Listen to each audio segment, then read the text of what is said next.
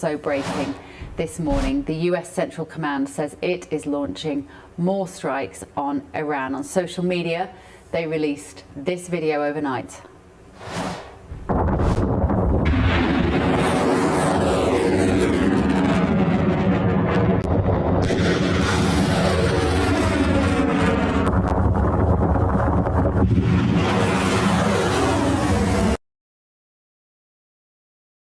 And more breaking news in the last few moments. The Islamic Revolutionary Guard Corps have launched their 20th major operation against Israel and the US. More sirens sounding across central Israel amidst the latest ballistic missile attack.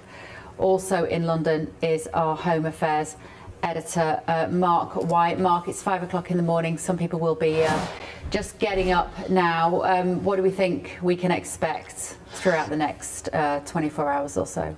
Well, we are now seeing a new wave of attacks. As you mentioned in your introduction, Bev, Iran, the Revolutionary Guards Corps, saying that they are about to unleash a devastating attack, you know, typical bellicose language that they use. But certainly we are now seeing a wave of attacks targeting Dubai, also Bahrain, also Erbil in Iraq.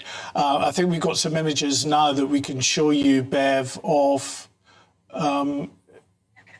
Qatar, right? This is the situation in Doha, Qatar. It's a bit of picture with sound. Let's just take a listen.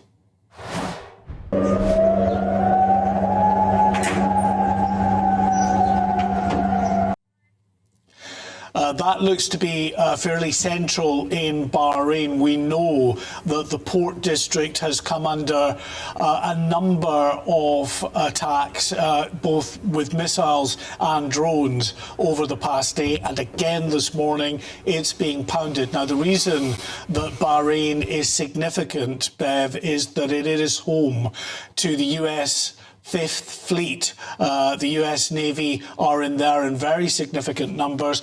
And for us in the United Kingdom, it's an important base as well because it is a joint base. The Royal Navy is based out of Bahrain as well, not in the numbers that we once had there. We did have 4 minesweepers, a frigate, a support vessel. Until very recently, that's been greatly reduced now, but there are still hundreds of personnel regularly in and out of that port in Bahrain. So some real concern there.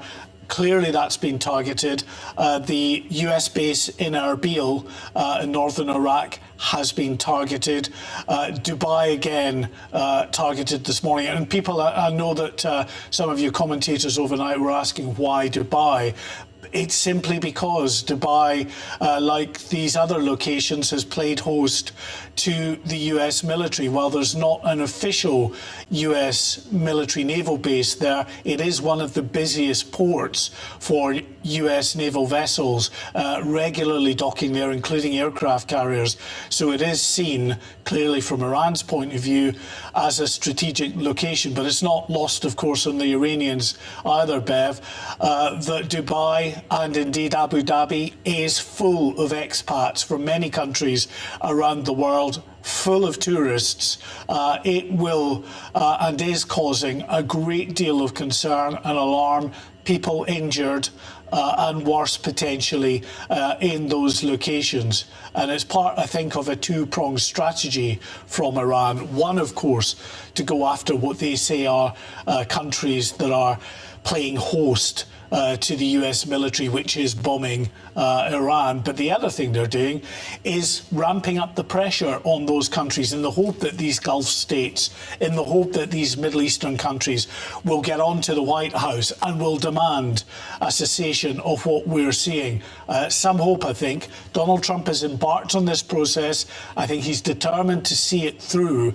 This is going to be an intensive air campaign targeting these key Iranian targets, not just over the coming hours, but over the coming days. got people waking up in Dubai this morning, Mark. I know because we know pretty much everybody in the UK will know somebody that knows somebody that's in Dubai at this time of the year. They've either gone to live there for the favourable tax regime or they're having some winter sun. And I was talking to people who were hoping to wake up this morning, go to the airport and get on a plane. They were buying tickets yesterday for flights they didn't have. They were hoping they were going to take off this morning. I don't know if we've had it confirmed yet, but am I right in thinking it looks like Dubai Airport has just been hit this morning, Mark? Are we able to show that footage yet? I'm not sure if we got the footage ready, but yes, absolutely, Dubai Airport was hit. Thankfully, the casualties as a result, those injured, have been fairly minor. I have one piece of worrying news, actually, that's just coming through to me. That strike I've just reported on Bahrain, there are reports that the missile, in fact, I think we're hearing more sirens. Just let's pause a second and boost that sound if we can.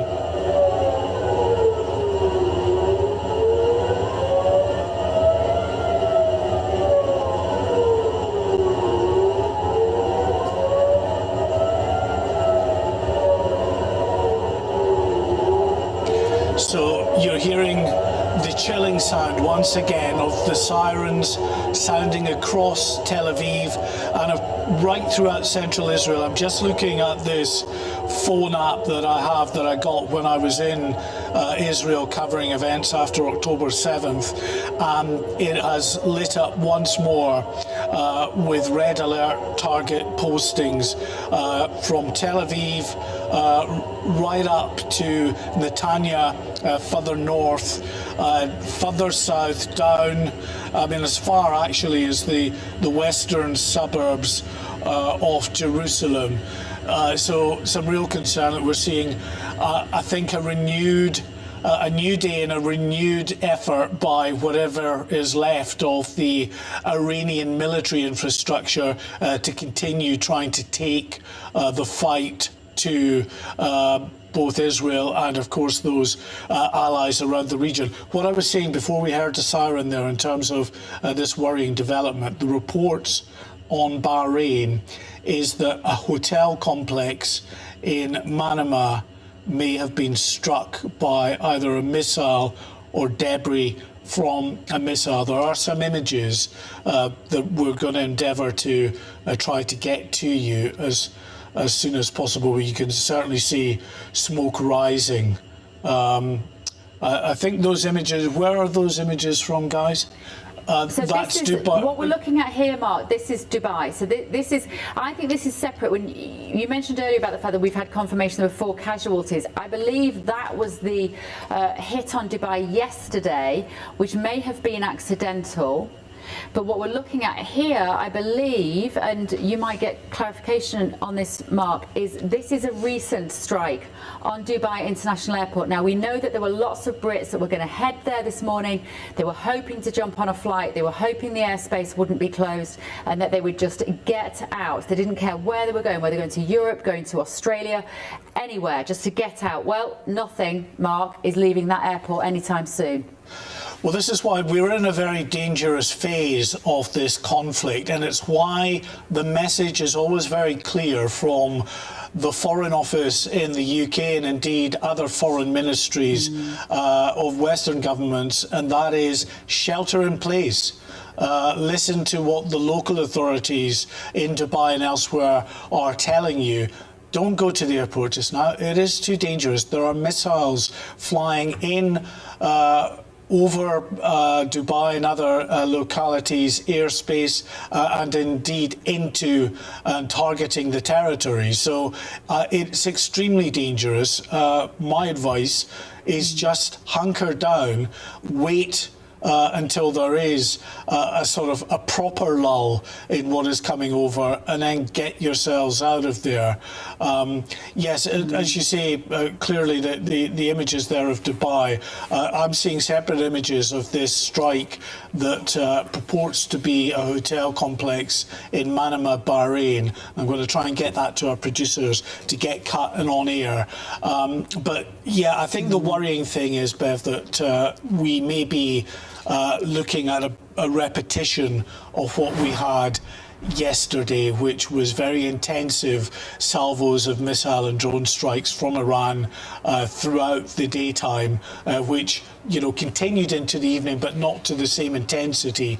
It may be that they're upping the intensity of those strikes again, or at least until the Israelis and the Americans can pinpoint those launchers and take them out. Yeah. Okay, Mark, I'll bring my panel in, I think, here just for a moment. We're getting our heads around any new material that's coming in here. Of course, it's going to be a very fast moving. It was relatively quiet, guys, during the night. People will have got some sleep in these countries that we've been looking at this evening, in Israel, hopefully, and within the Middle East. But obviously, as dawn has broken, the bombs have started again. The missiles are dropping this morning. Is it time for celebration yet, Richard, on behalf of the Iranian people, or do we have to pause before we start to think about that? When Trump said 30-some thousand dead protesters ago, help was on the way, at least they now see some manifestation of it in a pretty big way. So one can understand why there would be these celebrations, which would be totally justified. I mean, they've been under the thumb for so long that what's happened so far, put aside the day after and the day after that, this is real, and to them, this is progress the likes of which they could not have anticipated. And from a British point of view, Thomas, what I would like to see is a reduction in the Islamic fundamentalist, a lot of which was conducted by the supreme leader. We now know he's dead. Do we have any faith that that ideology can now be diluted? I mean, not with this current government. I think you saw the Prime Minister come out and make very clear that, they weren't involved in attacking Iran, which was kind of weird. It's like they're appealing to their base, which seem to be a lot of Islamic people in the UK now. But you're right, it has been weird that it's been a very quiet night, because if you think about war, they're waiting, they're going to have a nice rest, they're going to wait for 7 a.m. and then clock into the office at 9 and start launching the missiles. Like, this is a new style of warfare. Yeah. And I think it does come down to the Americans being very into this propaganda war. The president loves the videos. He wants to see some of these things happening. So we're in a new type of warfare here. So it's going to be interesting to see what happens today. As I said earlier, they're launching very cheap, very small missiles. Yeah. And the Americans are launching very expensive ones to try and knock them down. Sorry to interrupt you, Thomas. We want to go back to Mark White. I think he's got some breaking news for us in London, Mark. Well, we can bring you, as promised, those images of what is purported to be a strike on a hotel complex in Manama in Bahrain. You can see there the smoke rising over that area that looks to be fairly central in Manama. So of obvious concern, because we saw what happened with the strike on the hotel in Dubai yesterday evening, with a number of people injured at that location itself. Now, we're not saying that these are deliberate strikes on hotels, but, when you're lobbing missiles over a country's airspace, either to target what you say is a military, base complex in that country, or indeed if you're passing over to get to the likes of Israel, you're still lobbing missiles over. And when defence systems intercept them, there is the unintended consequence of the collateral damage that can follow, because quite often what happens, Bev, is that you get a missile intercepting the ballistic missile or whatever the other type of missile is that's coming over. The explosion in the air then is the debris of two missiles that can rain down in thousands of parts on the people and buildings below. So just because, of course, we see the images of these missile defence systems taking out these aerial threats doesn't mean the risk on the ground is at an end. Quite the opposite. Often a lot of the injuries and damage that we see can be as a result of the result of the interception that's just taken place.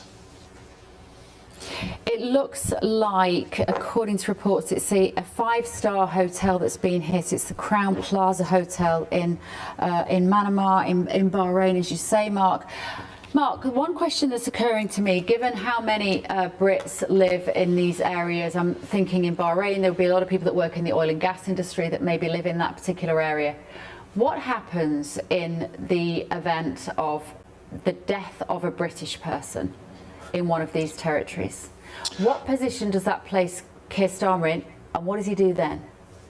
Well, there's the question. I mean, he says at the moment that we have RAF Typhoons, tanker aircraft up in the skies over the Middle East, over key allies' territories such as Jordan, of course, over Bahrain to protect our own Royal Naval facility down there. So, absolutely, they're up there to guard against these missiles. As I said before, you know, they are now actively involved in the conflict. He can, you know, try to define it and spin it all he wants as a defensive operation, but they're in the fight, taking down Israeli munitions that are coming over and threatening targets in these locations in the Middle East, the Gulf, and of course in Israel. So that would be, I think, a continuation of that defensive posture by the United Kingdom. And you know, I don't know if other allies